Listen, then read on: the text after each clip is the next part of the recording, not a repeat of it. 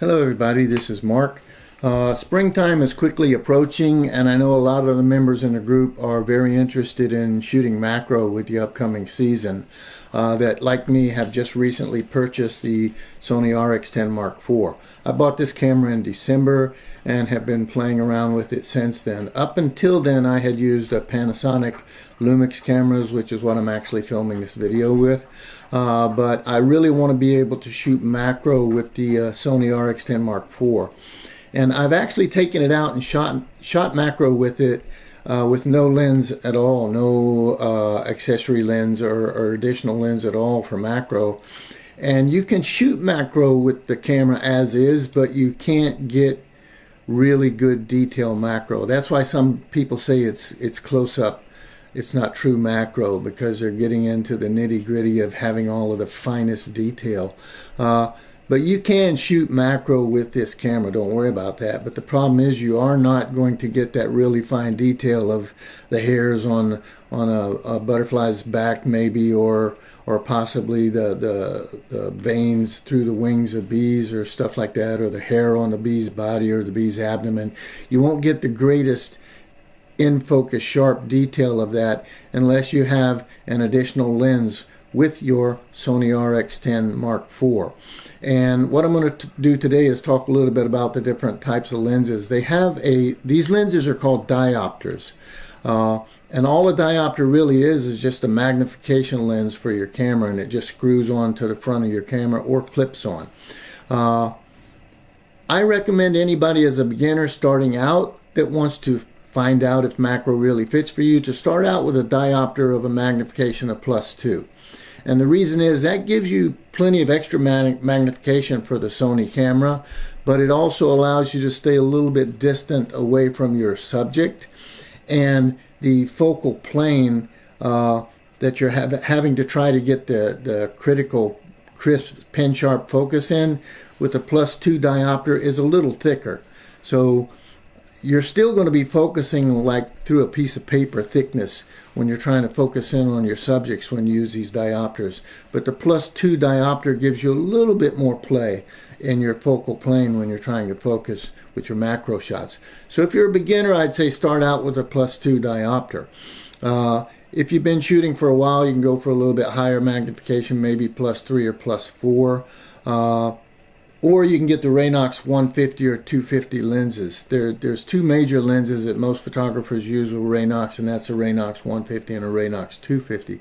Now, there are other lenses out there. I'm just telling you about what I have. But what I am telling you is if you want to shoot really sharp, detailed macro with up-close, small details like hairs and stuff like that, or the little pixels that they have on their eyes and stuff like that, you're going to need to get an extra lens that you either screw on or clip on to the front of your camera.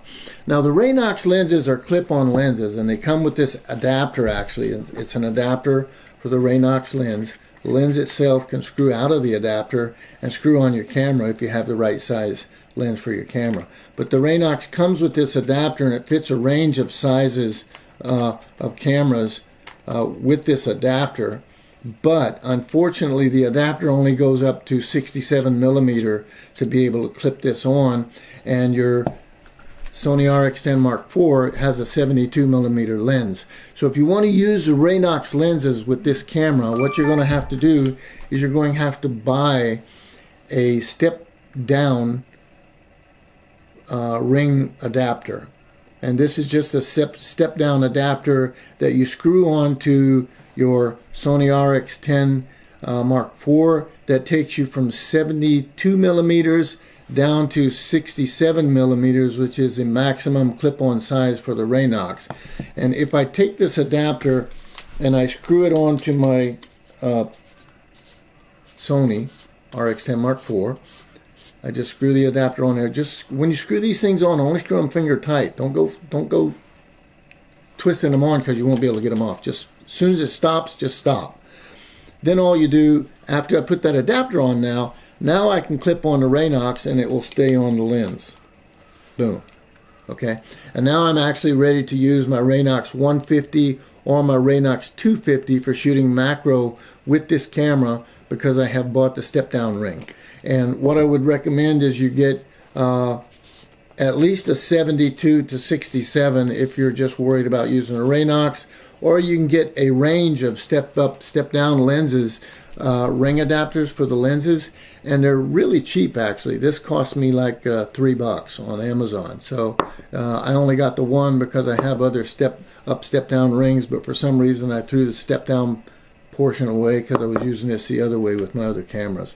So you would need to get that adapter, the 72 to 67 minimum, to step down your lens to be able to use Raynox lenses. Don't go crazy with stepping it down, because what happens is this creates like a vignetting in your photographs. But if there's only a slight vignetting, which is a dark circle all the way around your image when you're taking macro shots, as soon as you zoom your camera out, that goes away.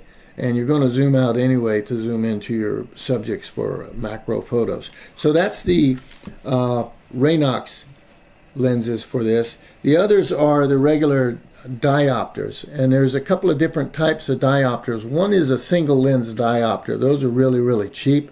I would recommend that you do not buy those unless you just want to experiment a little bit. I'm not going to say they're terrible, but you're going to get some weird aberrations around the outsides of your photo when you use a single lens diopter. What I recommend is getting an Achromatic diopter, and that's a double lens diopter with multiple glass in here. And what it does is the single lens diopter kind of focuses in this way and doesn't straighten the light. You know, I don't know all the technical terms for it, but the single lens will give you some aberration or some non-focus or soft areas around the outside edges of your lens, whereas the Achromatic lenses don't do that. They straighten out everything and you get a nice crisp photo on the sides, top, bottom, and in the center. These are a little more expensive, but if you're really going to be serious about shooting your macro, I would recommend getting Achromatic lenses. These are not cheap. The Achromatic +2 diopter for the Sony camera costs about $80 for me here in Japan. I don't know what it would cost you in the US. I bought the +3 diopter because it was a little bit cheaper. It's a $60 here in Japan.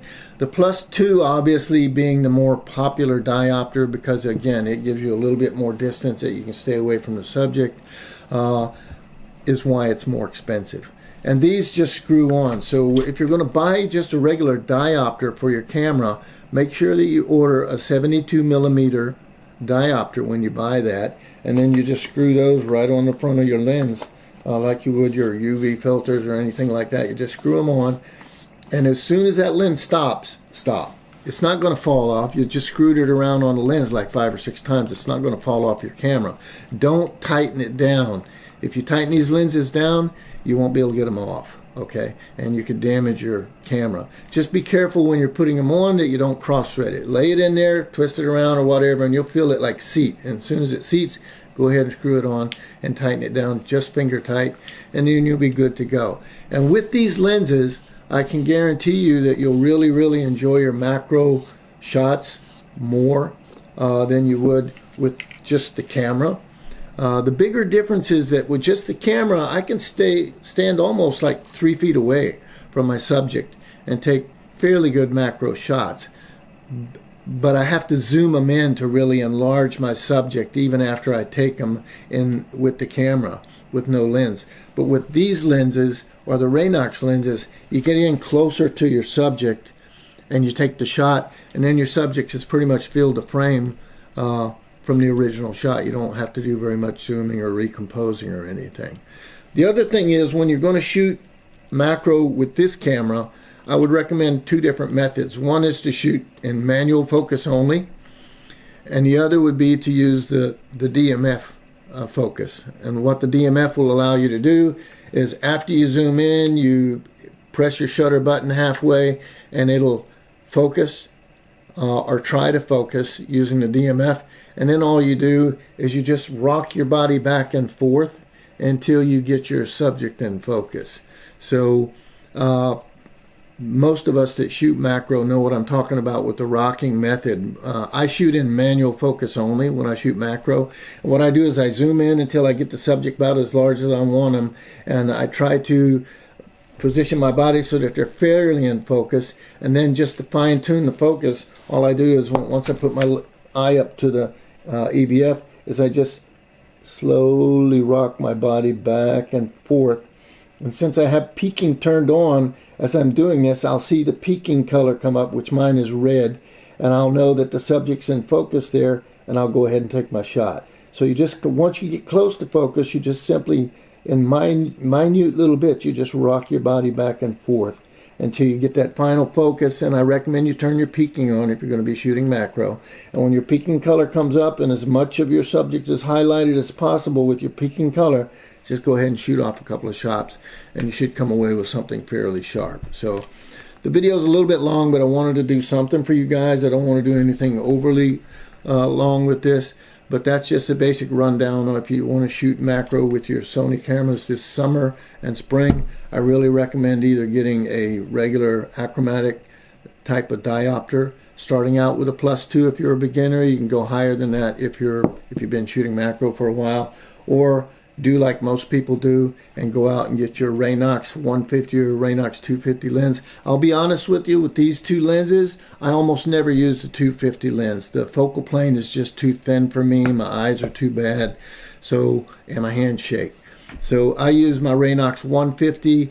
That gives me a little more distance, and it gives me a little bit more forgiveness when I'm trying to rock back and forth to get my subject in focus.